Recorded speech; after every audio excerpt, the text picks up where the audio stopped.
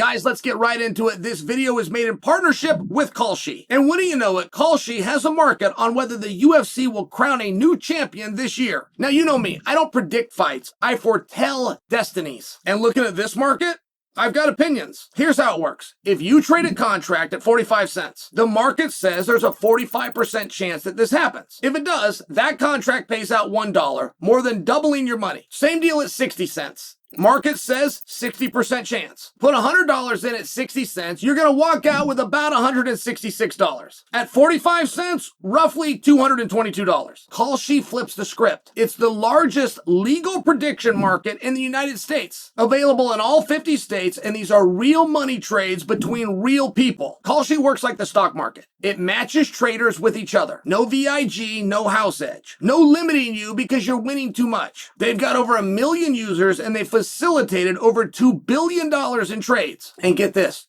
Kalshi even pays interest on long-term positions. You can earn before the market even resolves. If you want to try it out, Kalshi is giving $10 to anybody that signs up at kalshi.com/Chael. Use the code Chael and trade $100. Go check it out and trade like the bad guy.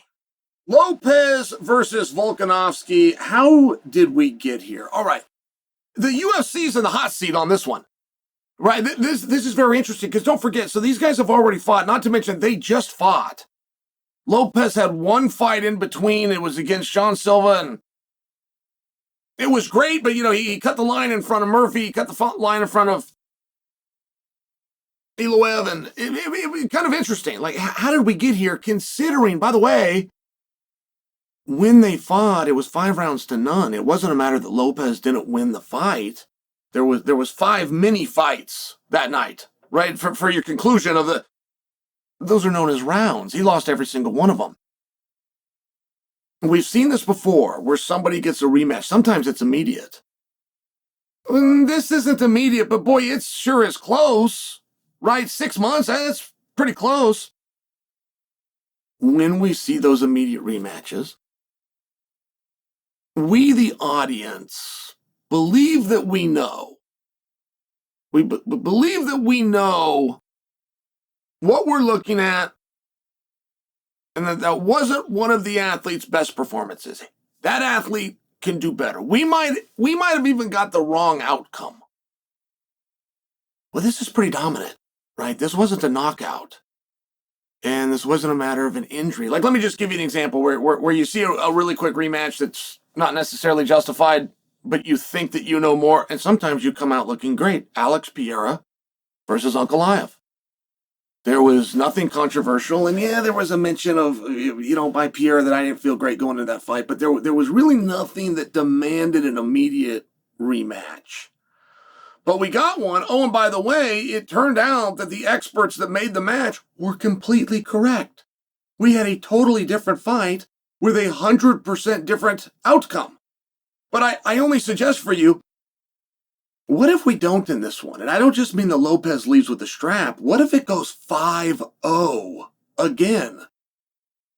Now you're talking about a combined 10 rounds to none, and you would be in a spot to go, yeah, why we shouldn't have made the rematch. It's an interesting spot. It's a little extra nugget for when you're enjoying or looking forward to the festivities this weekend. Now let's try to break this down because I too want to see this again. Now, I don't believe that Lopez fought poorly. I believe that Lopez, this is I got this quote from Stephen A. Smith, but that the lights were too bright. Meaning that the main event, the world championship, you're standing across from a guy that you've admired for years. You're standing across from the GOAT of the division, right? Like, there's a lot of things on that. When you're this up-and-comer in Lopez and you kind of got a hot hand, you got some pretty good matches going, and the crowd's getting behind you, and it's kind of a lot. And is that what happened? Did the lights get too bright? Was the moment just too big for Lopez? Here's one of the problems with that. And while I fall on the side of yes, I must resist it because there's certain things that you can see when that happens. And when a fighter falls apart, when the moment is too much, he falls all the way apart. Just by example, that fight doesn't go 25 minutes. When a fighter falls apart, when he gets in there and he has this little baby panic and go, I got to get to the back, fight or flight sets in. He doesn't usually hang in there for all 5 rounds, and Lopez did. So that's just an interesting thing. And then if you're going to beat Volk, one thing about Volk that I feel when I read the narrative on Volk that's missed is his pace.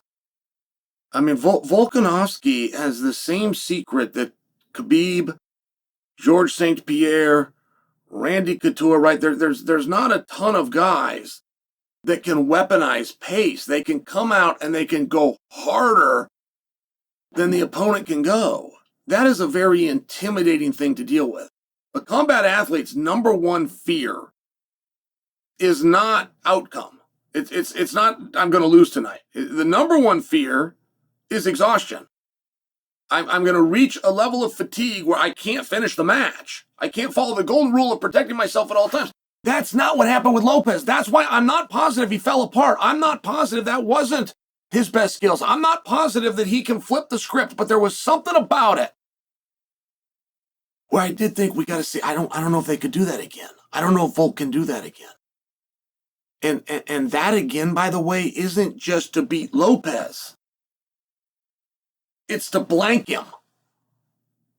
I am rather confident in telling you that Lopez is going to win more moments of this fight. He's going to win a round, but to flip the script of the fight, how are you going to do it?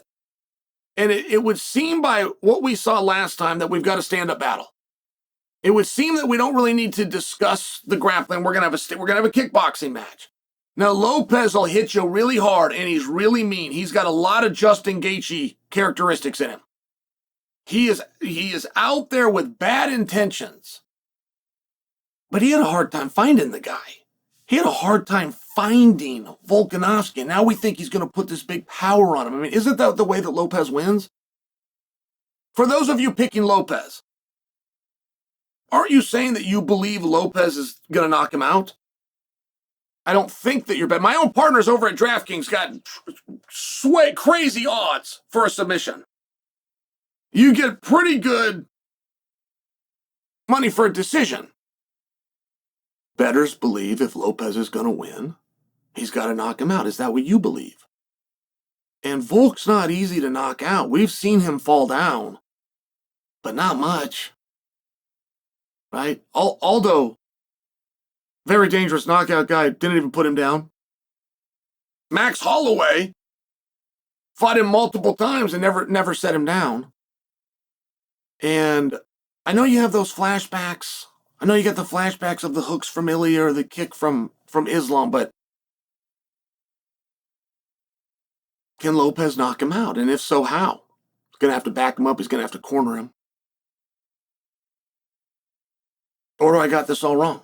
Lopez goes to a totally different strategy. He surprises us all. He takes him to the ground. Like if they're going to go out and do a rematch and you got 5-0, 5-0, that's a very dominant. We don't see a lot of title fights that are 5-0. I'll tell you guys something. Judges, privately, will share with you that there's kind of a thing amongst judges that when the 5th round comes around, if scoring the 5th round for the losing fighter doesn't change the fight, they will typically score that round for the losing fighter. So if it's 4-0 Volkanovski, you're going into the final round and it's all competitive, you would give Lopez the 5th round. And by the way, I know that's going to upset you, and I know that that's not against. I'm telling you, within the judging community, this is one of the unwritten rules. And he still didn't win a round, right? They still didn't give him a round.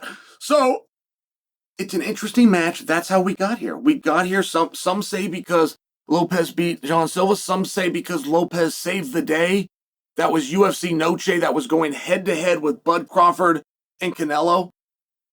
I haven't seen that, and I didn't see that as a big favor where he came in and saved the day. I didn't see it like that, but I have heard people say the story like that. Like Lopez was told, hey, go out, look good. We're going to slide you into this. I don't know if I believe that, but we are in this spot, and we got here in a very unusual way, which makes that possible.